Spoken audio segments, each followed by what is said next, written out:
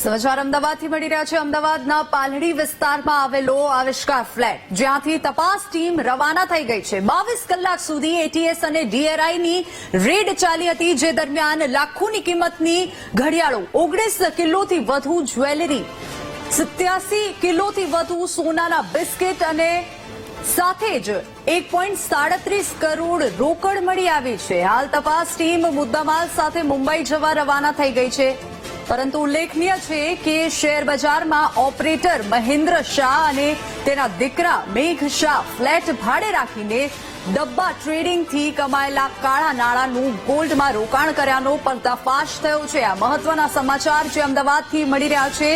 મોટો ખુલાસો થયો છે। સતત 22 કલાક પછી રેડ કરી ટીમ રવાના થઈ છે અને તમામ મુદ્દામાલને લઈને તેઓ મુંબઈ જવા રવાના થઈ ગયા છે। જોકે ઉલ્લેખનીય છે કે શેર બજારમાં ઓપરેટર મહેન્દ્ર શાહ અને તેના દીકરા મેઘ શાહે ફ્લેટ ભાડે રાખીને ડબ્બા ટ્રેડિંગથી કમાયેલા તમામ જે કાળા નાણાંનું તેઓ ગોલ્ડમાં રોકાણ કરતા હતા તેનો પર્દાફાશ થયો છે અને હવે જે ટીમ છે તે મુંબઈ જવા રવાના થઈ ગઈ છે। દ્રશ્યો આપ જોઈ શકો છો। જ્યારે રેડ પાડવામાં આવી હતી ત્યારે 22 કલાક સુધી રેડ પાડવામાં આવી અને અનેક જગ્યાથી કાળા નાણાં અને જે ધન છે તેને કબજે કરવામાં આવ્યું છે।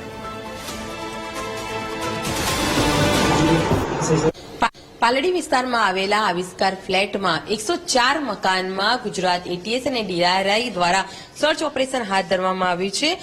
જે પ્રકારે આ મહાલક્ષ્મી ચાર રસ્તા પાસે આવેલા ફ્લેટની અંદર શેરબજારના ઓપરેટર મહેન્દ્ર શાહ અને તેના દીકરા મેઘ શાહ દ્વારા મકાન ભાડે રાખવામાં આવ્યું હતું અને જે 10 કરોડથી વધુનો જે મુદ્દામાલ તેઓની પાસેથી જપ્ત કર્યો હોવાનું સામે આવ્યું છે।